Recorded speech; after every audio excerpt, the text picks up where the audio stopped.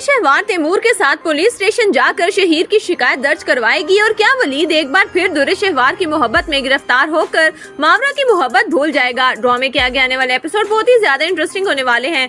दुरे शहवार की माँ जब उसे रोता और सिसकता देखती है तो बर्दाश्त नहीं कर पाती। वो अपने बेटे को पास बुलाती है और कहती है, तैमूर, शहीर ने बिल्कुल ठीक नहीं किया। मानती हूँ कि दुरे शहवार ने पैसों की लालच में गलती की, लेकिन किसी को अजनबी जगह छोड़ आना जहाँ किसी इंसान का नामो निशान तक ना हो, ये बहुत बड़ी ज्यादती है। इसने मेरी बेटी को अगवा करने की कोशिश की है। तुम अभी पुलिस स्टेशन जाओ और जाकर शहीर के खिलाफ पर्चा कटवाओ। माँ की बात सुनकर दुरे शहवार को हौसला मिलता है। वो अपने आंसू पोंछती है और कहती है, तैमूर भाई, अम्मा बिल्कुल ठीक कह रही हैं। मैं शहीर पर जरूर पर्चा कटवाऊंगी। उसे जेल की सलाहों के पीछे पहुंचा कर ही दम लूंगी। उसने मेरे साथ बिल्कुल भी अच्छा नहीं किया।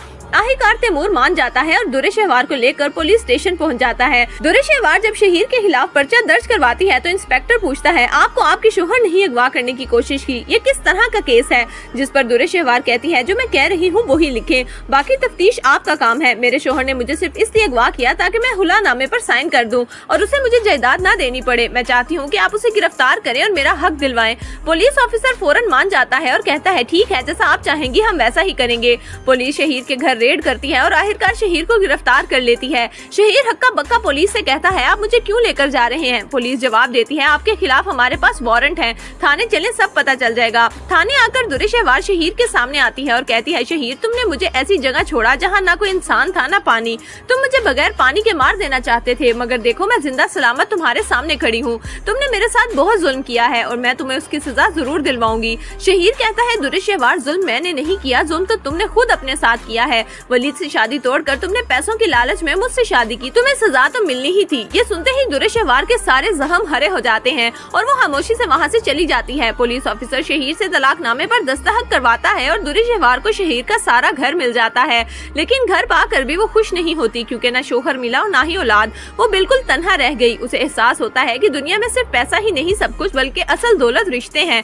घर आकर वो अपने भाई तैमूर से कहती है, भाई, मुझे अपनी गलती का एहसास हो गया है। आयमा बिल्कुल बेकसूर थी, मैं ही उसकी खुशियों से जलती थी और तुम्हें उससे दूर करने की कोशिश की। प्लीज आयमा को कॉल करें और उसे वापस बुला ले, मैं उससे माफी मांगने के लिए तैयार हूँ। तैमूर फौरन आयमा से बात करता है और ताल्लुकात ठीक करता है। आयमा घर वापस आती है तो दुरे शहवार उससे माफी मांगती है और कहती है, आयमा, मैंने तुम्हारे साथ बहुत बुरा सलूक किया, मुझे माफ कर दो। आयमा खुले दिल से उसे माफ कर देती है।